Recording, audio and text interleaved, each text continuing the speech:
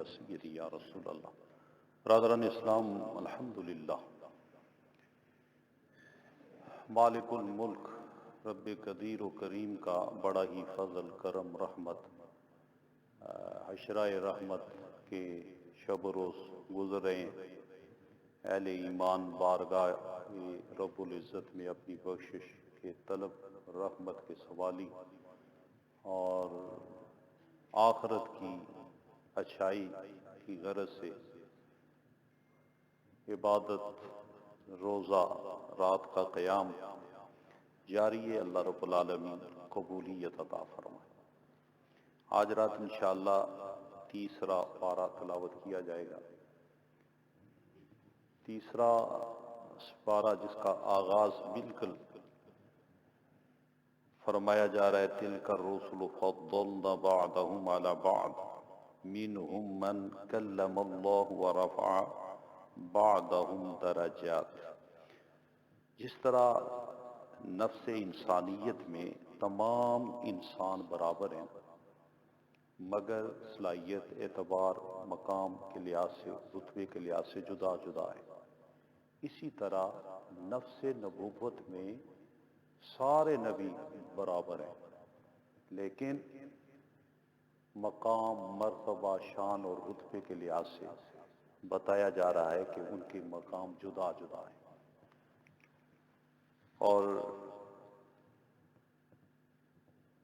اس کی وضاحت کر دی گئی کہ یہ سب رسول ہیں، ہم نے ان میں سے بعض کو بعض پر فضیلت دی، ان میں سے کچھ میں سے کسی سے اللہ تعالیٰ نے خود کلام فرمایا اور بعض کے درجے بلند کیے، یعنی رتبے جدا جدا ہیں، شانیں جدا جدا ہیں، ان کے مقام و مرتبہ کے لحاظ سے، ان کی ڈیوٹی کے لحاظ سے، فرائض کے لحاظ سے۔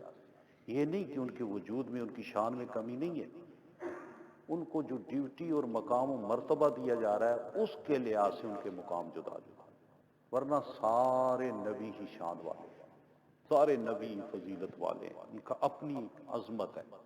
پوری کائنات میں حسن کے لحاظ سے اللہ سب سے بڑھ کر حسن اپنے نبی کو عطا ہوا، علم کے لحاظ سے سب سے بڑھ کر علم اللہ اپنے نبی کو عطا ہوا، کمالات، جمال و حسن، ہر معاملے میں اللہ اپنے نبی کو، چونکہ اللہ کا وہ نمائندہ کے طور پہ کائنات میں موجود ہوتا ہے، تو سارے نبیوں میں افضل و اعلیٰ ہمارے نبی پاک علیہ السلام، کیونکہ اللہ تعالیٰ نے آپ کا ذکر بلند کیا، آپ کو حوض کوثر عطا فرمایا، آپ کو معراج کرایا، آپ کو تمام جہانوں کا نبی بنایا۔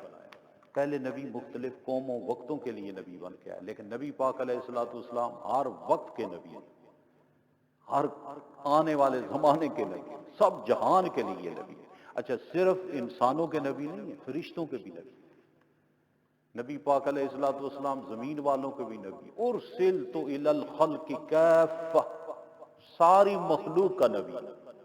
اب مخلوق میں حیوانات بھی ہیں، جمادات بھی ہیں، درخت بھی ہیں، جی، جو مخلوق ہے اللہ نے اسی کے لیے نبی پاک کو رسول بنایا ہے، رحمت بنا کے بھیجا۔ اس لیے درخت آپ کی تابعداری کرتے تھے، چاند کی طرف اگر اشارہ کرتے ہیں تو دو ٹکڑے ہو جاتا ہے، کیوں؟ آپ اس کے بھی رسول ہیں۔ سورج چلا جائے تو واپس آ جاتا ہے نماز کے لیے، کیوں واپس کیوں آ گیا؟ اس لیے آ گیا کہ اللہ نے سورج کا رسول بھی آپ ہی کو بنا کے بھیجا۔ سارے رسولوں میں سب سے افضل و اعلیٰ ہمارے نبی پاک علیہ الصلوۃ والسلام ہیں، اور اسی طرح حدیث میں بھی آپ نے خود بھی فرمایا، لا فخر انا حبیب اللہ، کہ میں اللہ کا محبوب ہوں۔ یہ فرمایا کہ میں قیامت کے دن بھی اولاد آدم کا سردار ہوں۔ تو اللہ رب العالمین نے سارے نبیوں سے افضل ہمارے نبی کی ذات کو بنایا، اور پھر آپ کی نسبت کی وجہ سے ساری امتوں میں اللہ نے آپ کی امت کو افضل بنایا، فضیلت دی۔ اور پھر اس صورت پاک میں آگے یہ فرمایا گیا، ایمان والو، تمہیں جو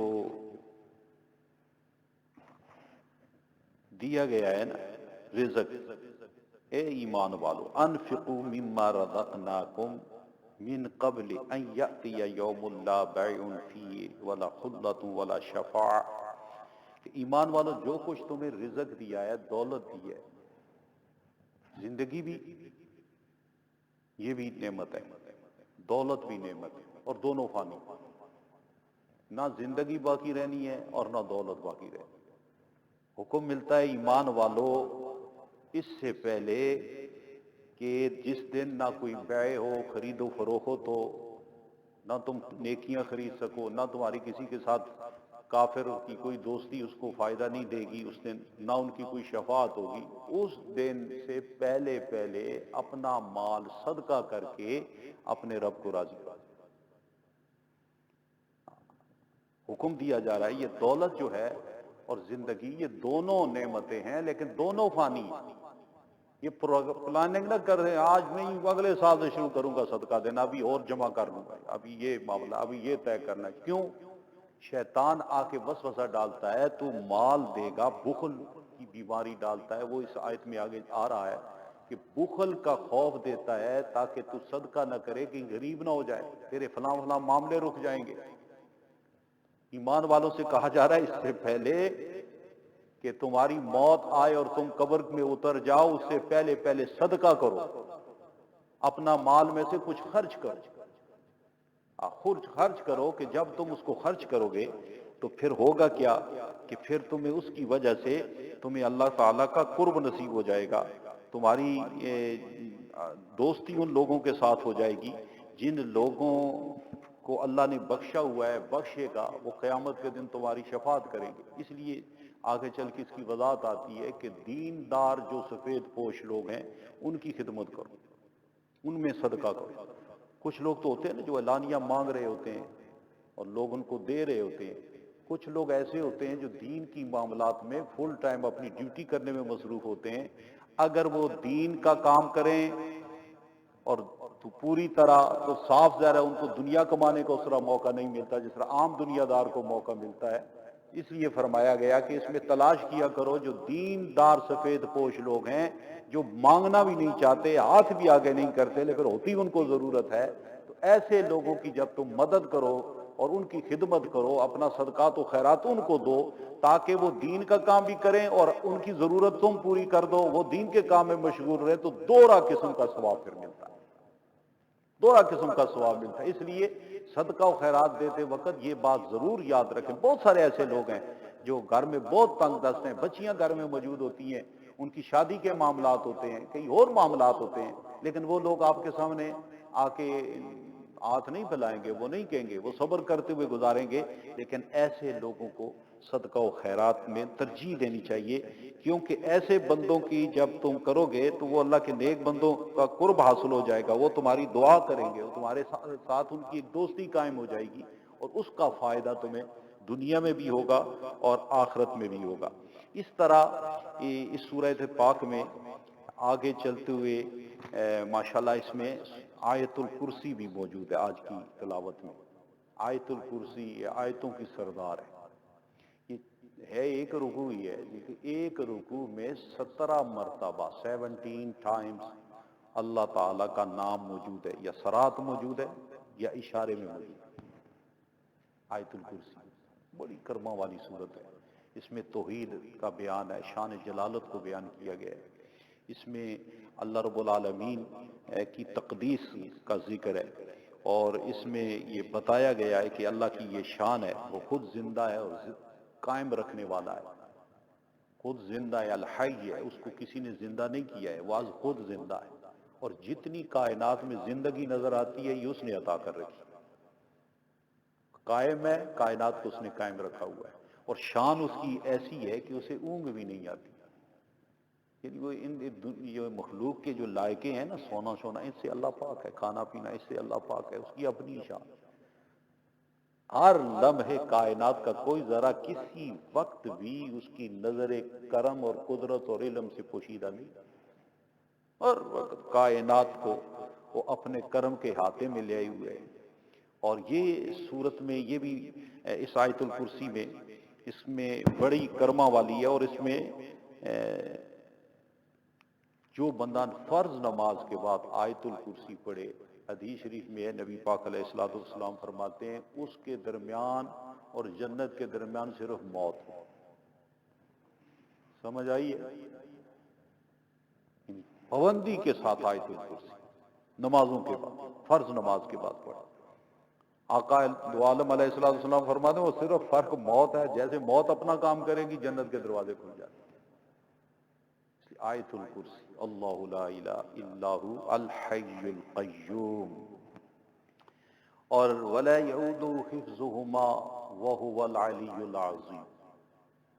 اور یہ ایک وظیفہ جو مجھے میرے مرشد کریم حضور شیخ العالم سیدی رحمت اللہ تعالی علیہ نے مجھے عطا فرمایا، وہ مجھے ہوتا ہے یہ معاملہ، وہ آنکھوں میں جو اتر آتا ہے موتیا، ڈاکٹر نے مجھے ڈرایا ہے کہ دونوں آنکھوں میں ہے۔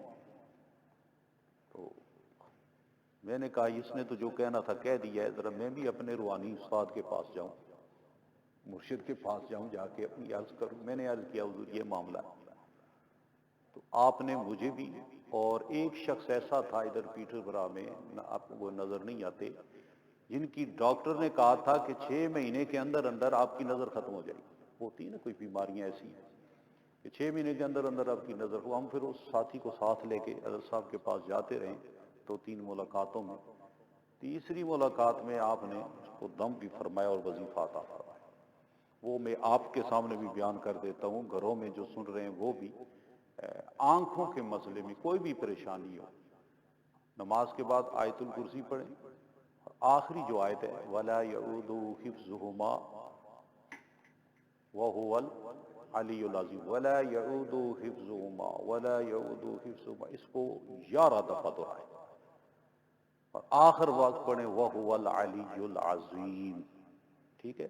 اس کے بعد نا یہ دونوں پوٹوں پر ایسے پھونک مارے، دونوں آنکھوں کے اوپر رکھیں، اور اس کو مزید جو حضرت صاحب نے مجھے فرمایا وہ ایک آیت ہے سورہ یوسف میں، کہ یہ پڑھنے کے بعد دونوں ہاتھوں کو ایسے رکھ کے آپ یہ آیت ایک سانس میں پڑھیں، اذهبوا بقمیصی ھذا فالقوه علی وجہ ابی یأتی بصیرا، اذهبوا بقمیصی ھذا فالقوه علی یأتی بصیرا۔ یہ سورہ یوسف کی آیت ہے، یہ جب پڑھیں گے تو پھر ایک سانس میں پڑھ لیتا ہے بندہ۔ یہ پڑھ کے دونوں آنکھوں کے ان پوٹوں پہ پھونک ماریں، پھر آنکھوں پہ رکھ کے عرض کریں اللہ کریم اپنے حبیب علیہ السلام کے طفیل مجھے معذوری مجبوری سے محفوظ فرما۔ اچھا وہ شخص جو جوان تھا اس کی نظر وہاں ہی رک گئی، نہ کم ہوئی نہ زیادہ ہوئی، یعنی وہ محتاجی سے بچ گیا۔ اور میری حالت یہ کہ میں وہ کرتا رہا ہوں، جب ڈاکٹر کے پاس گیا ہوں اس نے کہا شوگر تجھے ضرور ہے لیکن تیری آنکھوں میں شوگر نہیں ہے۔ بالکل کہ اللہ تعالیٰ نے اپنے کلاموں میں اثر رکھا ہے، برکت رکھی ہے، حفاظت رکھی ہے۔ ہم لوگ پابندی سے نہیں پڑھتے، توجہ نہیں کرتے، اس لیے یہ جو آیت الکرسی ہے اس میں اللہ نے بڑے کمالات رکھے، بڑی کمالات۔ رات کو پڑھنے سے پہلے سو جائیں، ایک باڈی گارڈ آ کے کھڑا ہو جاتا ہے۔ اسی بات چونکہ سورہ بقرہ ہے، آج اس کا اختتام ہو رہا ہے، یہ سورہ بقرہ جس کی تلاوت جاری ہے، اسی پہ انشاءاللہ آج درس اختتام پذیر کریں گے چونکہ اتنا وقت ہمارے پاس نہیں ہوتا۔ سورہ بقرہ اس کی جو آخری رکوع ہے، جسے نبی پاک صلی اللہ علیہ وسلم نے فرمایا کہ مجھے عرش کے خزانوں میں سے یہ خزانہ عطا کیا، اور ایک حدیث شریف میں آتا ہے کہ نبی پاک علیہ الصلوۃ والسلام نے فرمایا جس گھر میں لگاتار 3 دن سورہ بقرہ کی یہ آخری آیتوں کی تلاوت کی جائے، اس گھر میں اس گھر کے قریب شیطان نہیں آ سکتا۔ یہ آخری للہ ما فی السماوات و ما فی الارض والا رکوع جو ہے، آمن الرسول، یہ رکوع سارا اس کو یاد کریں، ہر روز سونے سے پہلے اس کو پڑھیں، اس کی تلاوت کریں۔ اس میں بڑی جامعیت ہے، اس میں اللہ کریم کی شانوں کا ذکر ہے، عظمتوں کا ذکر ہے، جلالیت کا ذکر ہے۔ اور حدیث شریف میں ایک حدیث شریف میں آتا ہے نبی پاک علیہ الصلوۃ والسلام نے فرمایا سورہ بقرہ کی آخری آیتیں خود بھی سیکھو اور اپنی خواتین کو بھی سکھاؤ، خود بھی سیکھو اور اپنے گھر کی عورتوں کو بھی سکھاؤ۔ اور کیونکہ نبی پاک علیہ السلام فرماتے ہیں کیونکہ قرآن کے علاوہ یہ بہترین حمد و ثنا بھی ہے اور بہترین دعا بھی. اس کی میننگ پہ جا کے ذرا غور کریں. تو اس لیے سورۃ البقرہ اور اس کی خصوصی طور پہ یہ آخری جو 2 آیتیں ہیں، اس کو خود بھی یاد کرنا چاہیے، اپنے گھر والی عورتوں کو بھی سکھانا چاہیے، اور گھر میں ہر روز کم از کم اس کی تلاوت ضروری. اگر یہ یاد ہو جائے اپنی دعا میں اس کو شامل کرے. ربنا لا تؤاخذنا ان نسینا او اخطانا، یہ پوری دعا ہے.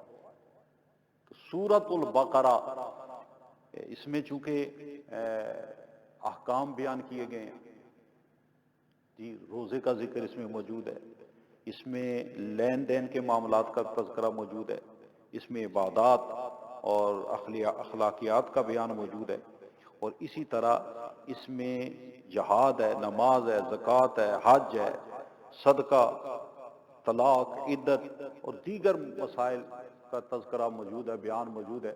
اور ساتھ ہی فرمایا لا یکلف اللہ نفسا الا وسعها، یہ بھی آخری رکوع میں ہے کہ اللہ تعالیٰ نے کوئی بھی ایسی چیز تم پر نہیں کی جس میں تمہیں تکلیف ہو، تمہاری قوت سے باہر ہو. یعنی اسلام کے احکام جو ہیں وہ ایسے نہیں ہیں کہ جس پہ عمل کرنا مشکل ہو. انسان میں اس کی استطاعت موجود ہے، انسان میں اس کی طاقت موجود ہے. اس لیے آج سورۃ البقرہ اختتام پذیر ہوگی، اور انشاءاللہ سورہ آل عمران جو ہے اس کی تلاوت ہوگی. اللہ تعالی ہمیں عمل کرنے کی توفیق عطا فرمائے.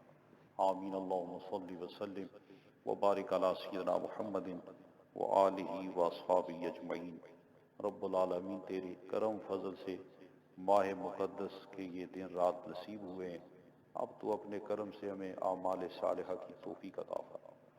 جتنے گناہ گزشتہ سال میں ہم سے ہوئے اللہ اس ماہ مقدس میں نازل ہونے والی برکتوں بخششوں کے طفیل ہمارے گناہ معاف فرما. سچی توبہ نصیب فرما، اس پہ استقامت عطا فرما. زمینی آسمانی آفات بلیات سے نجات عطا فرما. جتنے صدقہ و خیرات ہو رہے ہیں اللہ قبول فرما.